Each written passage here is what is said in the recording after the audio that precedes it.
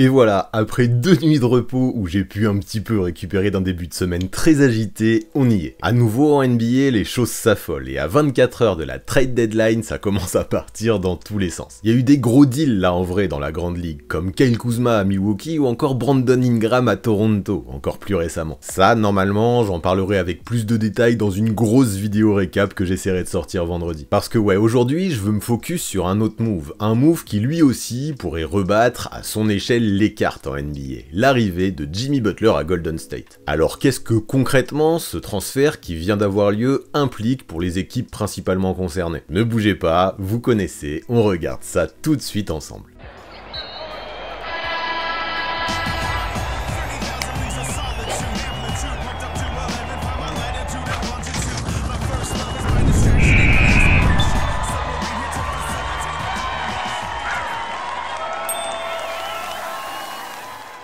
Allez, c'est officiel, après des semaines de tension et de spéculation, Jimmy Butler quitte Miami pour rejoindre Golden State. On parle d'un blockbuster qui implique pas moins de 5 équipes et qui lui aussi pourrait changer l'équilibre de la NBA. En fait, si on rappelle le contexte, tout est parti d'une situation qui devenait explosive du côté de Miami. Il fallait agir en Floride. Butler, frustré par la direction prise par la franchise ces derniers temps, demande son transfert dès le mois de décembre, mais les choses se compliquent rapidement. Après plusieurs suspensions, des tensions de plus en plus vives avec l'organisation et des rumeurs insistantes sur son envie de rejoindre les Suns, le dossier traîne, et les Warriors en profitent pour frapper au bon moment. Du côté de la Californie, les Warriors tenaient à apporter du soutien à Stephen Curry pour maximiser ses dernières années avant sa retraite. Dans un premier temps, selon les rumeurs, l'équipe aurait d'abord tenté de rapatrier Kevin Durant, histoire de se rappeler du bon vieux temps. Ceci dit, KD a très vite fermé cette porte, et les Dubs ont préféré se tourner vers une autre solution. Il apparaît maintenant que Jimmy Butler était leur plan B, et qu'au vu de leur situation, ils en ont rapidement fait leur priorité. Pourtant, les Lions n'étaient pas chauds à l'idée de rejoindre la Californie au départ. Selon plusieurs insiders, il aurait même directement annoncé à Golden State qu'il ne prolongerait pas en cas de trade. Mais tout ça n'était que du bluff. En effet, une fois l'échange finalisé, tout s'est emballé.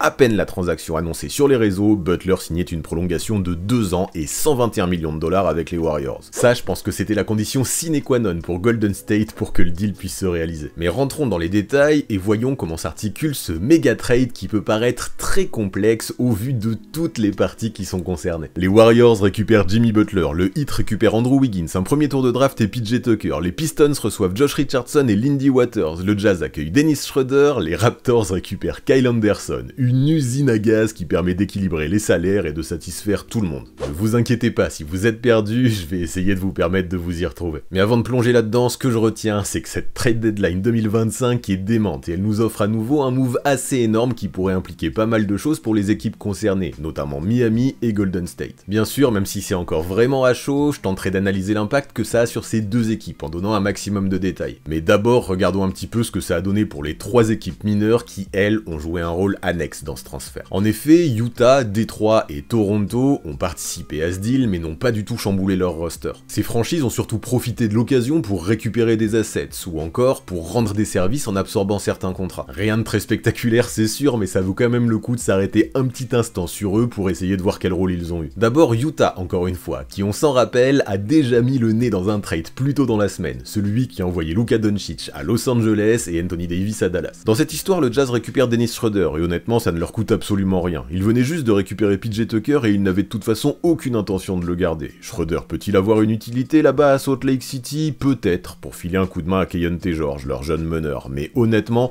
il y a de fortes chances que Utah le coupe ou cherche à le refourguer à une équipe qui veut du renfort à la main pour les playoffs. Pour eux, ce trade, c'est juste un petit mouvement sans grosses conséquences, pas besoin d'en faire plus. Dennis Schroeder, lui, de son côté, fait à nouveau ses bagages alors qu'il était arrivé en Californie à San Francisco il y a à peine un mois et demi, le 15 décembre. Après Brooklyn, puis Golden State, il connaîtra donc une 3e équipe cette saison. Mais je serais lui, je ne me poserai pas trop à Utah. Il pourrait très vite être amené à faire encore ses bagages dans les prochains jours, une affaire à suivre. Ensuite, Détroit, les Pistons de leur côté récupèrent Josh Richardson et Lindy Waters. Et eux, qui sont au moteurs d'une saison très intéressante. Est-ce que ça change leur quotidien? Eh bien pas vraiment non plus. Le rôle des Pistons ici, c'est surtout d'absorber des contrats. Richardson, à une époque, c'était un solide 3&D, mais il joue beaucoup moins cette saison, et ses performances sont loin d'être convaincantes. Waiters, lui, a eu du temps de jeu à Golden State, mais son adresse à 3 points est en chute libre. Peut-il se faire une place dans cette équipe des Pistons? Peut-être, avec la blessure de Jaden Ivey, mais leur backcourt est déjà bien chargé. Bref, ce sont des ajouts anecdotiques, et encore une fois, il est possible que ces deux joueurs ne restent pas bien longtemps à Détroit. Et puis, il y a Toronto. On va parler brièvement d'eux aussi, parce que de leur côté, ils ont été assez actifs cette nuit. Dans ce deal, les Raptors récupèrent Kyle Anderson, mais ça, sans aucun disrespect pour lui, on s'en fout un petit peu. Ce qui est vraiment intéressant, c'est qu'ils ont profité de ce deal pour finaliser un autre gros mouvement, l'arrivée de Brandon Ingram. Ils l'ont échangé contre Bruce Brown, Kelly Olynyk et des pics. On ne sait pas encore si Ingram va s'inscrire dans le projet long terme de Toronto, mais en tout cas, ils prennent un pari sur un joueur qui a du talent, même si récemment, sa carrière a largement été marquée par des blessures et des performances en montagne russe. Ça, encore une fois, il y a de grandes chances que je l'aborde dans une vidéo qui probablement sortira demain, après la trade deadline, si justement j'arrive à trouver le temps et que la NBA se calme un petit peu. Donc ouais, au final, ces trois équipes ne sont clairement pas les stars de ce deal. Ceci dit, elles jouent un rôle important en rendant cet échange possible en tant que facilitatrice. Rien de fou, mais c'est comme ça que fonctionne la NBA. Il faut souvent quelques équipes qui absorbent des contrats pour que tout puisse s'imbriquer, notamment niveau salaire dans la grande ligue. Par contre, observons ce que ça donne du côté de la Floride, et plus précisément de Miami, où mine de rien, on assiste à un gros chambardement. Ouais, le Heat vient de tourner une page majeure de son histoire avec le départ de Jimmy Butler. C'est un trade qui ne ressemble pas à un grand coup d'éclat, mais qui permet à Miami de souffler un bon coup après des mois de tension. Butler voulait une extension et la franchise ne comptait pas la lui donner, et la relation entre les deux parties s'est donc envenimée, au point que l'organisation a dû suspendre son ancien leader à plusieurs reprises. Ce n'était plus viable, et dans une situation où l'équipe n'avait plus vraiment de levier et était en position de faiblesse, bravo à eux, ils ont quand même réussi à récupérer quelques éléments intéressants. Alors ouais, le point central de ce deal, vous l'avez compris, c'est Andrew Wiggins, le joueur majeur qui rejoint la Floride. Il n'est évidemment pas du calibre de Butler, mais c'est un joueur qui dans le bon environnement, et encore plus avec Erik Spoelstra au coaching, peut redevenir un élément clé d'une équipe compétitive. Après une saison compliquée l'an dernier, il a retrouvé quelques couleurs cette année, en tournant à quasi 18 points par match avec une adresse correcte. Il a prouvé par le passé qu'il pouvait être un très bon défenseur dans un système solide, et on sait qu'Erik Spoelstra a l'art de maximiser ce type de joueur. L'idée, c'est de l'intégrer au duo Bam Adebayo-Tyler Herro, et de voir s'il peut redevenir ce glue guy qu'il était avec les Warriors en 2022. Il ne faut pas oublier, malgré ses difficultés récentes, qu'il n'a pas encore 30 ans, et a peut-être encore quelques bonnes saisons devant lui. Maintenant, est-ce qu'il peut assumer plus de responsabilités que ce qu'il avait chez les Warriors dernièrement? Pas sûr, c'est une vraie question. Mais défensivement, sur les ailes, il apporte une présence physique solide dans une conférence Est où Miami devra lutter pour rester compétitif. Et puis en plus de Wiggins, Miami récupère un premier tour de draft protégé top 10 en 2025. Ça peut sembler peu, mais le Heat a déjà prouvé par le passé que l'équipe savait trouver des choix précieux quand elle draftait en milieu de tableau. Tyler Herro et Bam Adebayo ont été choisis en 13 par exemple, et la récente draft de Kelly Ware montre qu'à chaque fois, l'équipe s'est gardé un œil affûté quand le mois de juin arrive. Ce pic n'est pas une garantie, mais il leur offre une flexibilité supplémentaire pour construire leur avenir. L'arrivée de PJ Tucker, elle, a priori, est totalement anecdotique. On parle d'un joueur de 39 ans, en effet, qui cette saison n'a pas joué une seule seconde en NBA. Cependant, il est un soldat comme Miami les aime. S'il est conservé, il jouera probablement un rôle de tonton dans le vestiaire, un peu comme Udonis Haslem le faisait, et qui sait, il pourra toujours peut-être rendre quelques services en play-off aussi en mettant quelques coups, en faisant le sale boulot, en rentrant un 3 points dans le corner de temps en temps, et en allant mettre la pression sur les arbitres dans le cas où Spoelstra voudrait lui donner un rôle. Quoi qu'il en soit, je pense que le plus grand intérêt dans ce trade pour Miami, c'était pas forcément ce qu'ils récupèrent, mais plutôt ce qu'ils évitent. S'ils n'avaient pas bougé Butler maintenant, ils prenaient le risque de le voir partir contre rien cet été. Pire encore, en ratant les playoffs, ils auraient vu leur pic de 2025 partir au OKC, et probablement celui de 2027 à Charlotte sans aucune protection. Ce trade leur permet de rester compétitifs tout en protégeant leurs assets à long terme. Maintenant, est-ce que Spoelstra peut faire de cet effectif Miami New Look un nouveau prétendant au titre? Non, ou en tout cas je ne pense pas. Butler restait leur créateur principal en playoff, et même s'il a été très irrégulier cette saison, je ne vois pas comment Wiggins pourrait compenser ce départ. Le Heat va devoir trouver des solutions en interne, notamment avec Tyler Herro, qui aura encore plus de responsabilités offensives. Bam Adebayo, déjà moteur de cette équipe, devra peut-être encore élever son niveau, et Spoelstra devra à nouveau maximiser un effectif qui, sur le papier, semble affaibli. Après, mine de rien, à moyen terme, ce trade permet de maintenir le Heat à flot, au moins un minimum, tout en pensant un petit peu au futur, en garantissant un petit peu plus de flexibilité. En plus, il conserve de la marge salariale pour l'été 2026, où de gros poissons devraient être disponibles sur le marché des free agents. Ce n'est donc pas forcément un mouvement qui améliore l'effectif à court terme, mais c'est un mouvement qui leur permet surtout d'éviter la catastrophe, et de garder un minimum aussi un œil sur l'avenir. Donc ouais, l'équipe prend un coup en perdant Jimmy Butler, mais elle a arrive à sécuriser un petit peu son futur. Sur le présent, le Heat reste compétitif dans une conférence Est ouverte, en gardant des options pour la suite. Ce n'est pas un home run, mais ce n'est pas non plus un échec total. L'avenir dépendra surtout de ce que Spoelstra pourra tirer de ce groupe, et ça, si l'histoire nous a appris quelque chose, c'est que Miami ne sera jamais une équipe qu'on peut écarter trop vite. Si la mayonnaise prend, la franchise floridienne peut toujours garder ce statut de poil à gratter au moment où les playoffs commenceront. Par contre, du côté de Golden State, c'est important, élaborer un tel transfert était une nécessité. Une saison galère, des résultats en dents de scie et un effectif vieillissant autour de Stephen Curry. Il fallait agir et ils l'ont fait. Jimmy Butler pose ses valises dans la baie et rien que d'imaginer un vestiaire avec lui, Draymond Green et Curry, on sait déjà que ça va être explosif. Peut-être pour le pire, mais peut-être aussi pour le meilleur, même si Steve Kerr aura du taf. Côté effectif, l'arrivée de Jimmy B dans la baie redéfinit complètement les objectifs de la franchise à court terme. Certes, perdre Andrew Wiggins fait mal, surtout après qu'il ait retrouvé une bonne forme sur le terrain, mais dans une grosse transaction, il fallait bien un contrat à matcher, et Butler est clairement un upgrade. Quant à Dennis Schroeder et Lindy Waiters, leur impact était marginal. Schroeder ne collait pas au jeu des Warriors, et Waiters était un joueur de bout de banc. Ce que récupère Golden State en échange, c'est un joueur qui potentiellement peut cocher toutes les cases, et c'est exactement ce que la franchise semblait rechercher depuis le début de la saison. Et puis d'un point de vue purement basket, je pense que l'arrivée de Jimmy Butler peut compenser pas mal de lacunes qu'affichait la franchise de San Francisco. Golden State galérait à trouver un second scoreur fiable derrière Curry, et maintenant ils ont de quoi faire. Ouais, Butler vient combler ce vide, il est capable d'aller chercher des points en ISO, d'attirer les fautes pour aller sur la ligne des lancers francs, un secteur dans lequel jusque-là les Warriors galéraient franchement, et d'apporter une présence physique dans la raquette, l'un des autres gros points faibles de l'équipe. Mais au-delà du scoring, Butler c'est aussi un playmaker qui peut clairement soulager Curry à la création, et surtout c'est aussi un autre closer qui peut largement prendre les rênes en fin de match. Il sait faire la différence dans les moments chauds et pourra bien aider ses Warriors qui dans les money time étaient bien souvent en difficulté quand Curry était bien défendu. Parce que Jimmy c'est un mec qui n'a pas peur des moments clutch, son pedigree en playoff parle pour lui, il a déjà porté Miami sur son dos à plusieurs reprises dans des campagnes de post-season où il était quasiment injouable. Le duo avec Draymond Green, notamment en défense en plus, et même en attaque en termes de playmaking par exemple, est ultra complémentaire sur le papier. À eux deux, autour de Curry, au vu de leur vécu et de leur expérience, ils peuvent offrir à Steve Kerr une espèce de flexibilité stratégique de grand malade. Et puis le vrai pari, c'est le contrat, parce qu'on le rappelle, juste après le transfert, l'Ailier a prolongé direct dans la baie de San Francisco. 2 ans et 121 millions de dollars, c'est cher, et ça va couvrir ses saisons à 36 et à 37 ans. C'est énorme pour un joueur qui a déjà montré des signes de déclin physique et qui a mis le Heat en PLS toute la saison avec ses absences et ses caprices, mais les Warriors n'avaient pas le choix.